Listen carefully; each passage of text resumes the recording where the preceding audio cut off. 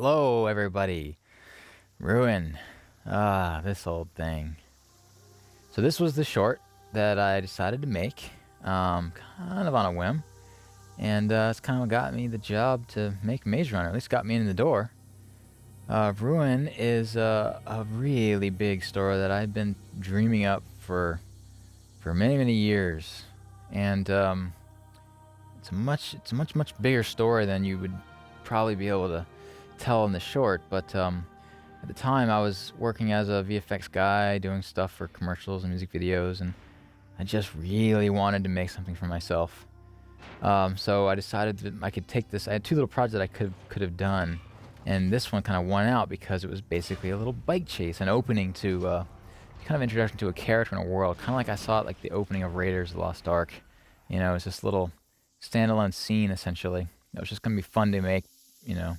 So I got a few friends to help me out on this thing, and I had a modeler come in and model the character and that drone that's in the movie, and then I had an animator, an intern basically that came in and worked for 2 weeks on some of the running stuff, and then brought my friends Snap Sound to do some really awesome sound work, which you can see in this section of the movie right here, where it's very much based on sound. I always had this idea that you would hear that thing coming, and then he would be running and all that stuff. And yeah, it was a really fun time. At the time, it was the most ambitious thing I'd ever attempted. It was my first CG human.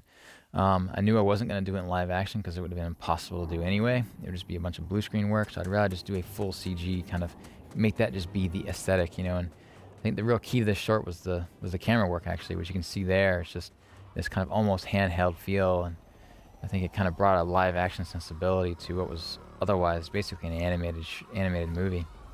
So yeah, it was a fun little adventure for me to go on at the time. You know, I was able to do a lot of really fun stuff and make something that was what I've always wanted to do, which was a bike chase, you know, or at least a car chase in any way.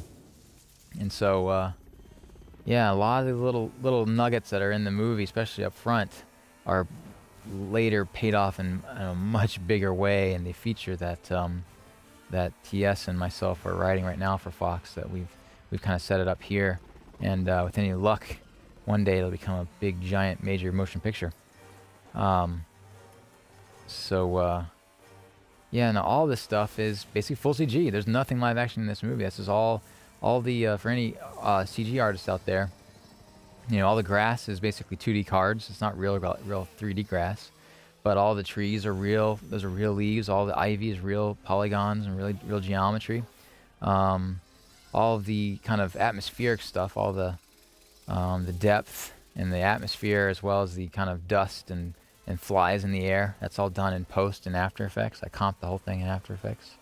I actually animated the whole thing in Lightwave. I rigged everything and animated everything in Lightwave, and then carried that all over into Modo to render it and texture it.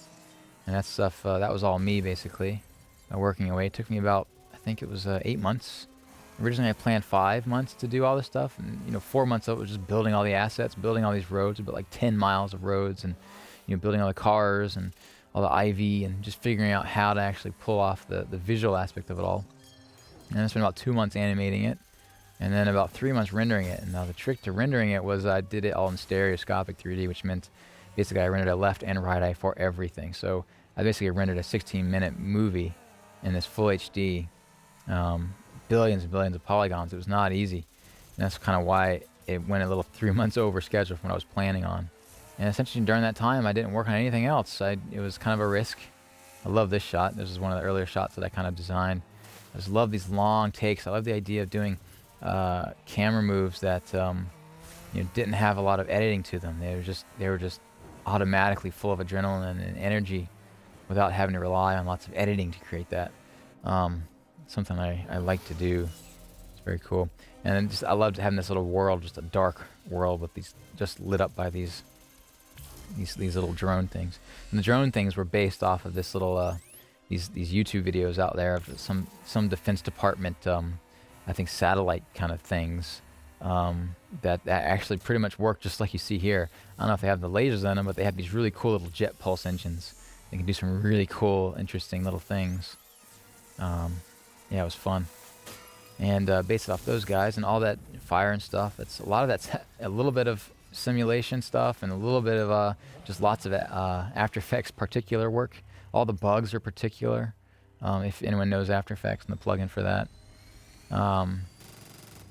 It's another little short that just kind of moves, and it basically is an action scene, but I think it's a pretty engaging action scene, and like I said, it has these little story nuggets that were very helpful when I was going out pitching the full feature story version of this movie, and yeah, very thankful for this little short. And it's still pretty fun to watch. I still kind of am surprised at the ambition of the short. It's a significant amount of work just for the backgrounds and everything, but I got pretty darn fast at making this stuff by the end. Yeah, another little hint at something to see later on. I don't want to give away any story stuff. When we do finally get this thing out, hopefully it will be a good surprise. Thought that was a pretty cool shot. All that little dust and stuff is particular again. Just trying to keep things very manageable and easy. I always saw this shot being, kind of a locked off, pretty cool little shot. I think the live action sensibility to this short is what people kind of most respond to. That the camera's not doing really impossible things. It's very kind of, it feels like there's a cameraman shooting it, or it's a camera's locked to the chassis of some hull. All that fire is basically plates, which is pretty cool. Again, the bugs are all just particular stuff added in post, but they all work in 3D, which is nice. So if you have the chance to see this in 3D on the Blu-ray, do it. It's pretty cool. It's a neat, unique experience.